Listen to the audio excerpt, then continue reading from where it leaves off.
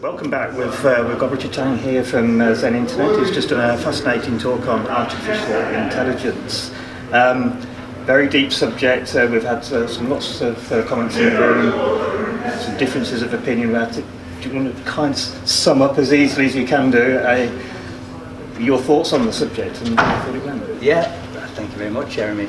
It's a very interesting subject. The prediction that I made is that AI will become super intelligent within the next few decades, and I looked at the challenges that would create for the human race, the potential opportunities and benefits as well.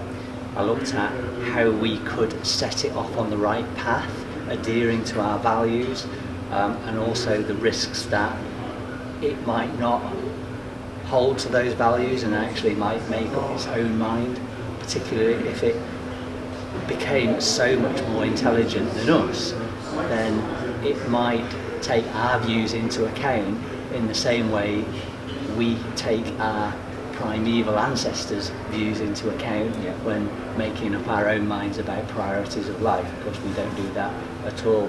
So, a very interesting subject. I think in the room, in the questions, there was a healthy dose of scepticism as to whether this was just science fiction or not, which I think is good.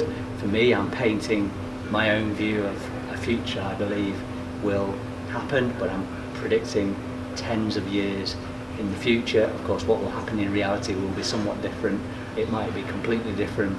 It might never happen. But I think the fact that I was able to come here today and put out some of my thoughts and get people scratching their heads and thinking, I think was a Well, I mean, it was great. I mean, there was people were engaged in the room there forward, isn't it? Well, absolutely. And I think, one thing that still amazes me, if I look back to the day we opened the doors at Zen Internet, so this was the 13th of October 1995, about 24 years ago, and you look at the world as it was back then, and you look at the fact that the internet was just a little niche thing.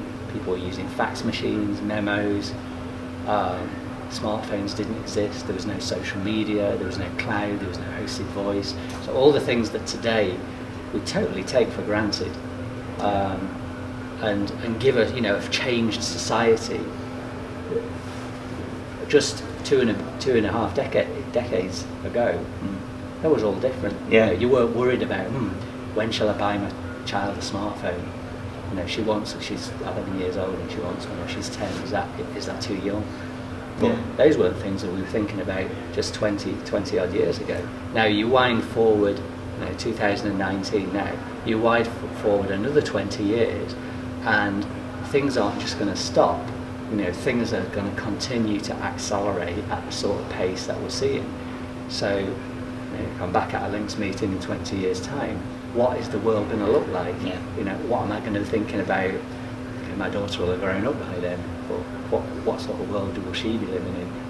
What I do know with certainty is it will be different to the world today. There's an exciting journey, there's some challenges, but the rate of change, you just think of that, 20 years is nothing in comparison to hundreds and thousands of years and tens of thousands of years of human evolution. So we seem to be getting faster and faster and faster, this change. Luckily, as a human species, we're amazingly good at adapting to all this stuff. We can get the train down to London and we just accept all these buildings and all this electronics and everything. It's just normal, which is great, because of course 100 years ago, if someone was just plopped in to London today, they'd be like, wow, this is unbelievable, I'm on a different planet. Well, that's right.